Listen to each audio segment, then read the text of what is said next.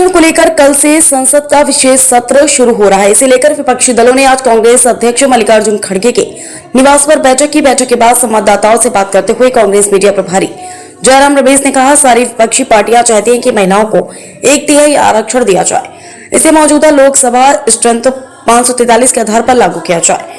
महिला आरक्षण को 2029 के लोकसभा चुनाव से ही लागू किया जाए। सारी विपक्षी पार्टियां परिसीमन के प्रावधानों के बिल्कुल खिलाफ है। हम लोकसभा और राज्यसभा की बहस में भाग लेंगे और इसका विरोध करेंगे।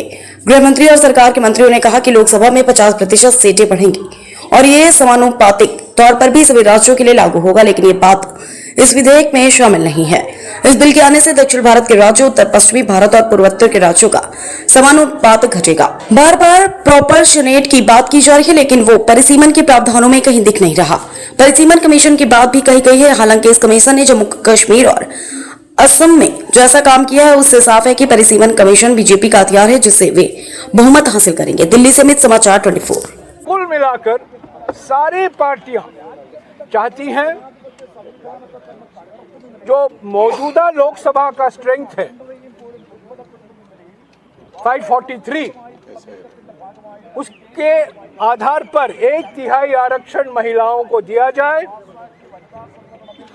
वो 2029 के लोकसभा चुनाव से ही लागू किया जाए, पर हम परिसीमन के प्रावधानों के बिल्कुल 100% खिलाफ हैं। हम इसका समर्थन नहीं कर सकते। हम चाहते हैं कि महिला आरक्षण लागू हो। अगले लोकसभा चुनाव के जो अभी 3 साल बाकी हैं, तो 3 साल के अंदर सब कार्रवाई की जा सकती है और अगले लोकसभा चुनाव से ही महिला आरक्षण लागू हो सकता है। ये हमारी मांग है, पर परिसीमन के प्रावधान को हम हरगिज स्वीकार नहीं कर सकते।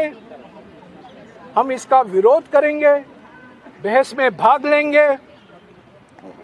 बीजेपी का लोकतंत्र में और संविधान में कोई विश्वास नहीं है, पर हम लोकतांत्रिक तरीके से बहस में हिस्सा लेंगे और जो कोई हमें करना है, जो कुछ हमें करना है, लोकसभा और राज्यसभा में करेंगे।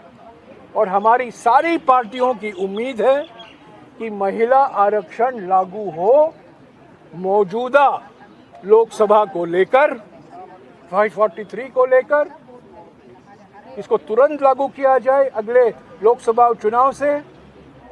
पर यह परिसीमन किसी भी हालत पर विपक्ष पार्टियां स्वीकार नहीं कर सकती। इसका हम पूरा 100% विरोध करते हैं और किसी हालत पर हम इसको मंजूरी नहीं दे सकते। तो ये रहा कुल मिलाकर आज दोपहर को जो बातचीत हुई है।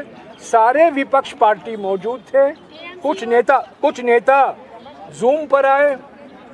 Samajwadi, TMC, DMK, JMM, RJD, national conference, वामपंथी party, Shiv Sena, UBT, NCP, Sharad Pawar, सभी पार्टी मौजूद थे। विपक्ष, आम आदमी पार्टी, सभी पार्टी मौजूद थे। विपक्ष की सारी पार्टियां मौजूद थे आज, और सभी एकजुट होकर एक स्वर पर हम कहते हैं महिला आरक्षण लागू करो। अगले लोकसभा चुनाव से मौजूदा लोकसभा का जो स्ट्रेंथ है उसके आधार पर 1/3 आरक्षण दो। पर इस परिसीमन के प्रस्तावों को हम कभी स्वीकार नहीं कर सकते। इसके खिलाफ हम अपनी आवाज़ उठाएंगे और लोकतंत्र के आधार पर जो लोकतांत्रिक तरीके हैं जो हम अपना सकते हैं, हम लोकसभा में और राज्यसभा में अपना। ये परिसीमन बड़ा खतरनाक है, जो बार बार सरकार की ओर से कहा जा रहा है। गृह मंत्री ने कहा है, अनेक मंत्रियों ने कहा है कि लोकसभा 50% ज़्यादा बढ़ाया जाएगा और उसके साथ साथ समानुपातिक तरीके से सभी राज्यों के सीटें बढ़ाई जाएंगी लोकसभा में, वो कहीं इस विधेयक में शामिल नहीं है। सिर्फ लोकसभा का जिक्र किया गया है। जो हर एक राज्य का स्ट्रेंथ होता है, जो अनुपात है, वो इस बिल के आधार पर घटेगा। कई राज्यों का प्रपोर्शन घटेगा।